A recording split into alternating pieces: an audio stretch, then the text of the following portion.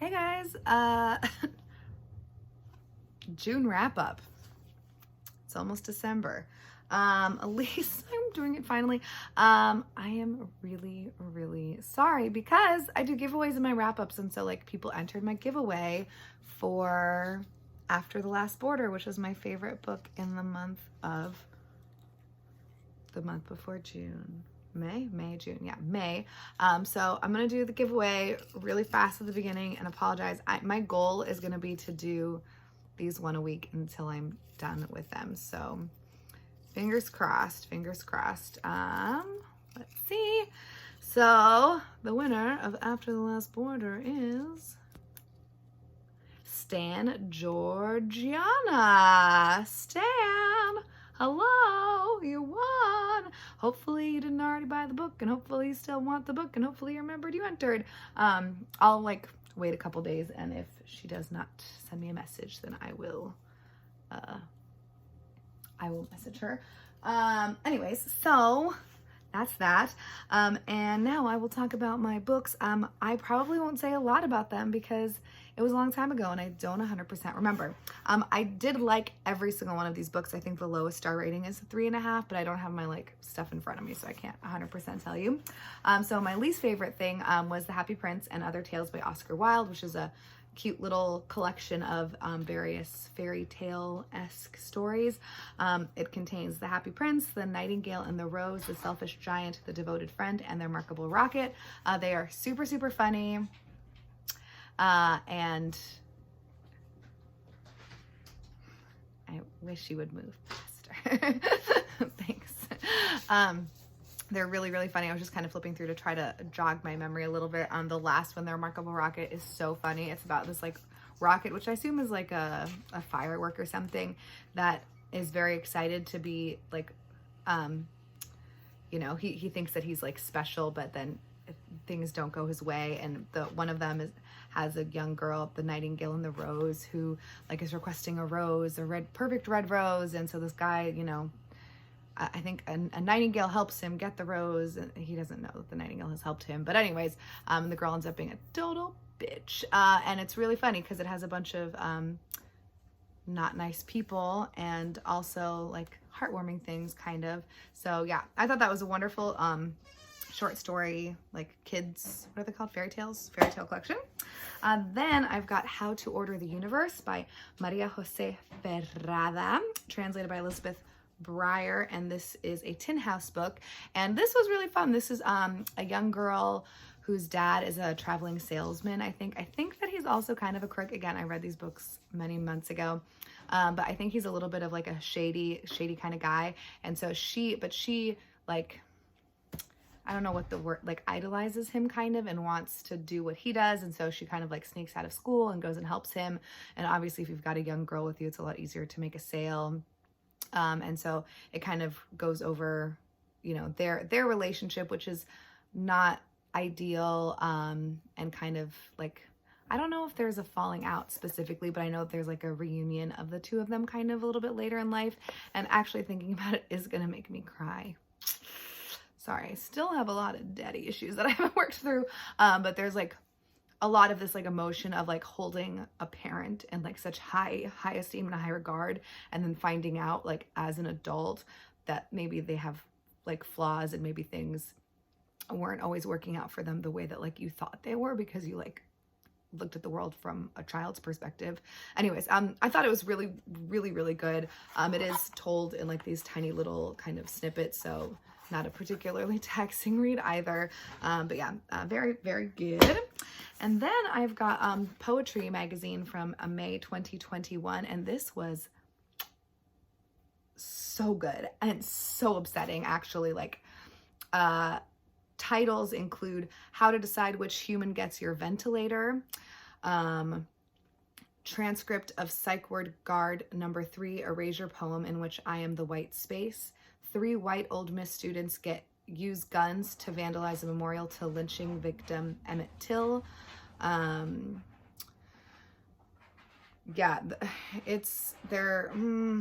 They're so good. Oh gosh, Pancakes Keep Coming to Mind as Sestina commemorating the demise of Aunt Jemima. Jemima on the pancake box. This one, Light Attire by Courtney Faye Taylor, is like heartbreaking.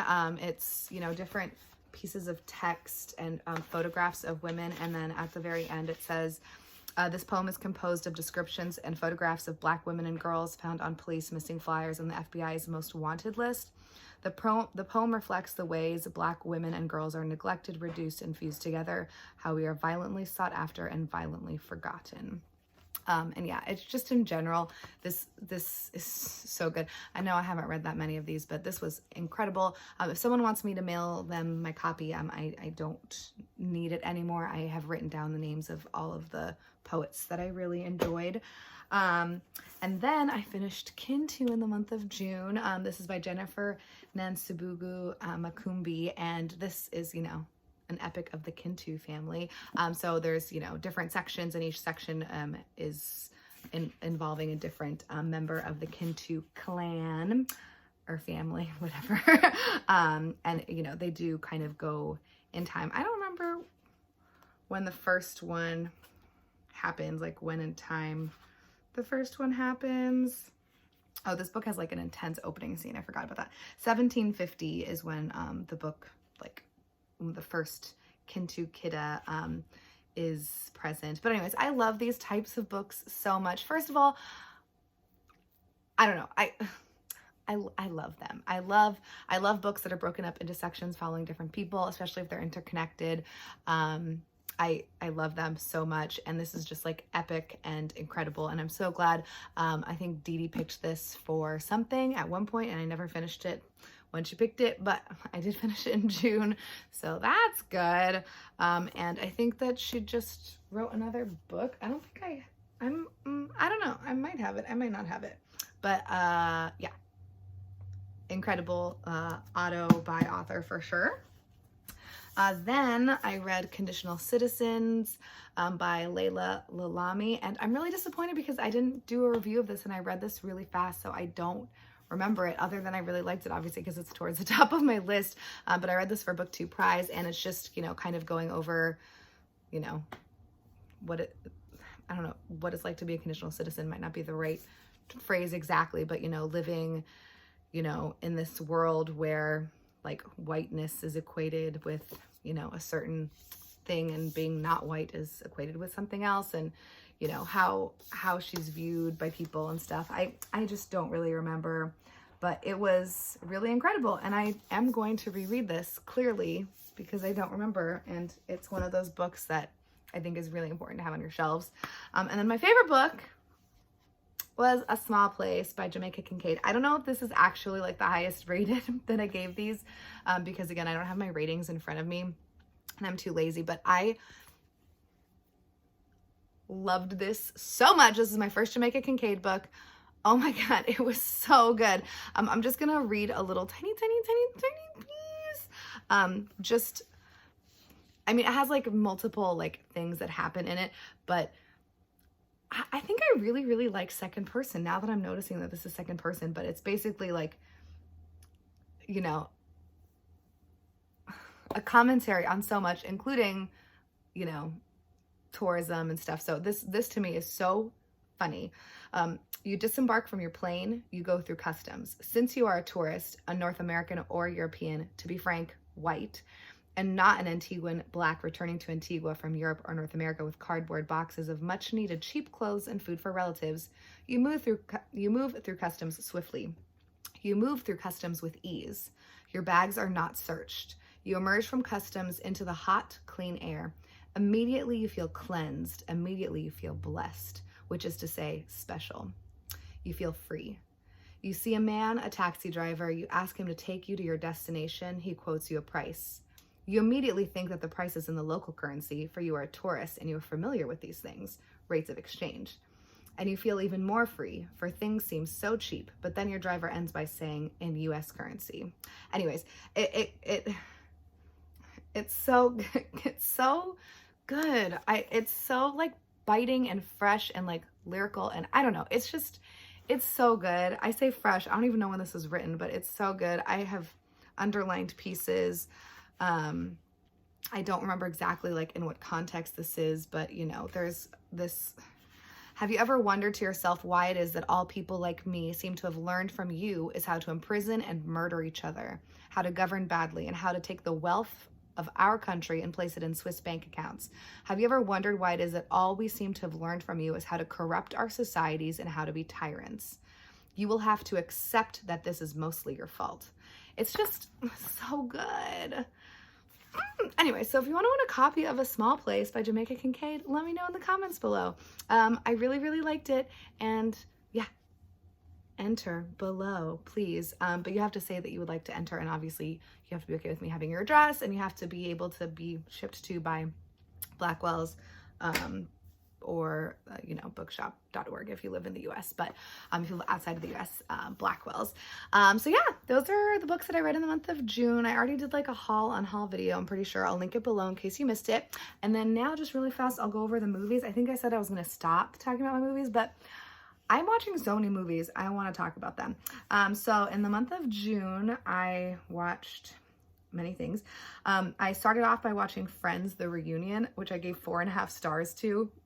I'm not like a huge, I don't know. I feel like a lot of people, when they like something, they like really, really like it. And I'm not that person with Friends. You know, there's like the diehard Friends people that like know every single line, blah, blah, blah.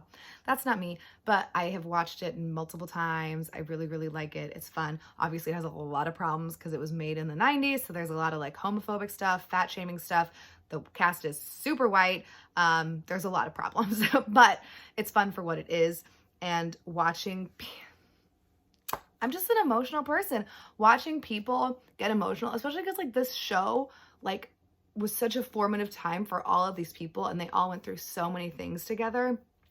And even like they just went through things while being on the show together. It just was like really, really touching to watch them be emotional, like being on the set and all this stuff. And it felt really genuine to me, and I really liked it. And then Jake and I watched Yes, God, Yes, which is super funny. It has, I don't know what her name is, but she plays Nancy in Stranger Things. And it's basically like the super religious, like, you know, girl, and I mean, in a super religious life in general. And, oh, and I assume I'm going to be putting the movie pictures right here, and I will be putting the trailers down below. But yeah, she basically like learns about masturbation, I think. I can't remember. There is masturbation involved, but she thinks that she's sinning because that's what people are taught who are religious. And it just like kind of goes a little bit haywire and is very, very weird. I gave that 3.5 stars. I don't think maybe it was as funny as I thought it was going to be. It was a much more cringy and uncomfortable. Then we watched Soul, which was so good. Also, I gave that 4.5 stars. I cried a lot. Again, talking about these things makes me want to re-watch, reread, whatever. Soul is so beautiful. It's about this like man, I think he's a teacher of middle school students maybe, but he like, you know, he's a piano player. He's a jazz musician of some sort. I think he plays the piano, and he dies before he like gets to do, he was like gonna perform or audition for like this, you know, person that he really admires. And then it's basically like his soul trying to be able to like get back on earth so that he can fulfill this like one wish. And like in the process he meets this other soul who's like a super cranky person, and it's a whole thing. It's really, really cute. I would recommend. Then I watched Crazy Rich Asians, which I know you're like, what? Why did you watch Crazy Rich Asians? Well, you know, to be frank, I can't tell you what compelled me to watch it. It was one of the movies over here in Portland. They were having these like movies by the waterfront that was put on by the Hollywood Theater during the summer. Just, you know, to have like outdoor stuff and movies. It's like, it was a concert and then a movie. And so we went and saw Crazy Rich Asians, which is a romantic movie, which is not typically my type of movie. At least like not nowadays, obviously. Like I have my, you know, ones that I love that I watched when I was younger, but I'm not necessarily reaching for that genre. But I will say to you, that last scene of that movie made me bawl hysterically. Maybe it wasn't the last scene, but it was like a thing that happens on a plane. I think it was on a plane. I don't want to tell you what it was because I don't want to give it away. I started crying so hard, so aggressively. It was embarrassing because there was a lot of people around me. Like, I have not cried that hard in a really, really, really long time. It was so embarrassing, but it was so good. It was so beautiful. There's a wedding involved in it, and it is like the most gorgeous wedding. It's so beautiful. And Aquafina's in it, and she is an absolute riot. I love her so much. It's just a fun movie. It's like super, super fun. And I liked it so much. I gave it 4.5 stars, and I kind of want to read the book. Although I said that when I watched it, and I haven't got the book yet, so it probably isn't going to happen. Then Jake and I watched Thelma and Louise. I think it was Jake's first time watching Thelma and Louise. This was another one of the movies that was like out. And obviously Thelma and Louise is fantastic. 4 stars. Then we watched Save Yourselves, which is on Hulu. And it's a couple. It has the girl from Glow. I don't know what her name is, and some guy, and they're a couple, and they decide that they want to like unplug. Basically, they feel like they're too connected to their phones, and so they go to like a cabin that one of their friends has or something. But during this time, Earth is invaded by aliens, and they're cut off from the world, so they have no idea. And it's actually that was also really, really fun. 4 stars. Frances Ha. What is her name? She's like very famous. Greta Gerwig? Is that right? I should know. So good. 4 stars. Wow. Also horribly upsetting. It was one of those movies that is just like too real, really good, really upsetting, amazing. I felt too many things in that movie. Then was our movie marathon. So the next movies, or the last movies, are just from the movie marathon. I can't talk. And our theme was like LGBTQ plus movies. So the first one that we watched is God's Own Country, which I gave 3.5 stars to. This is like about a guy, I don't even know where they were, like Ireland, Wales, some farming type place somewhere in the UK somewhere. I know Ireland's not part of the UK, but you know what I mean. Somewhere up over there. And it's probably just England. And they hire like a guy to help them, and then, you know, sexy times happen, but I don't remember anything about the plot other than the main guy is a jerk. He's very, very rude. His parents or at least his dad, I think, is really, really rude and terrible. But I don't really remember much besides that. Then we watched Hedwig and the Angry Inch, which was the first time that I watched that, and it was so good. I actually bought a copy of it because I loved it so much during the last Criterion sale. And then we watched But I'm a Cheerleader, which was my pick. This is one of my favorite movies from when I was in high school. It's from 1999. 4.5 stars. I love it. It's got What's Her Face and What's Her Face. I love them so much. I will again link all of these trailers below. I don't feel like talking that much anymore, which is why I'm trying to go fast. And then we watched Ride or Die, which was horrendous. 1 star, which is so upsetting because, like, you know, the amounts, I don't know. Okay, I guess I should preface this by saying I don't know because I haven't like looked into how many movies are like, you know, 2 men versus 2 women, but it's really upsetting to watch a movie about lesbians and like have it be so like, I don't know. It was just like, it was really upsetting. It felt like it was just made for men to watch 2 women get it on. And I'm just not interested in that. Okay? Like, I don't understand why it can't just be like a beautiful movie. Like, I don't know. It was really upsetting. One of the girls was a total whack job. And yeah, there's just like a lot of manipulation in it and a lot of, it just wasn't good. I really disliked that movie a lot. Then we watched Call Me By Your Name, which I gave 5 stars to. I loved it so much. It was so good that I don't even have words. I never read the book. That movie was so good. I was really afraid to watch it because to me, the cover of the movie is not very attractive. It doesn't like appeal to me. I don't know what I'm looking at. Like, I just don't like it. At least the cover that I have seen here. But it is so beautiful. I assume that you know what it's about. Timothy, whatever, whatever his name is, Chalamet. I'm obsessed with him. His acting was so good. Like, it was so good. It was so good. If you haven't watched this movie, please do yourself a favor and go watch it. Then we watched Edge of 17, which was definitely different. It ended up being pretty fun. I gave it 3 stars, but it's, you know, a young guy who's confused. I think maybe he has a girlfriend, or like, you know, he's got like his best friend who's a girl, and like clearly she's in love with him, and then she thinks that he's in love with her too, because that's what, you know, people do if you're in love with someone, especially if you're in high school. But then like he meets this guy who is like really out and like really rude also, and so he kind of like latches onto him because he's like, oh, am I gay? Am I not gay? I don't really know. But this guy that he's like, you know, having these feelings for and like trying to get to know is just a bad person. He's so unlikable. I just, every time he was on the screen, I was filled with like rage. Thankfully, I think it was like a summer job was the reason that he was there. So he ended up leaving for like a good chunk of the movie, and then I could enjoy, because our main character, he is really cute and he's like really fun, and watching him kind of like explore his sexuality and like learn who he is was super fun. But this one guy, I just I hated him. So yeah, 3 stars. And then I watched Call Me by Your Name again immediately after that movie was done because I loved it so much, and I had rented it, I think, so I wanted to make sure I watched it a bunch. Yeah, it was really good. Oh, hold on. I wrote a review for Edge of 17.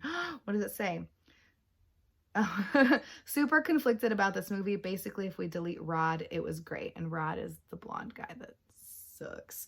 So yeah, that is everything. Again, if you want to enter my giveaway, please say so below in the comments. And I will see you guys hopefully next week for another wrap up.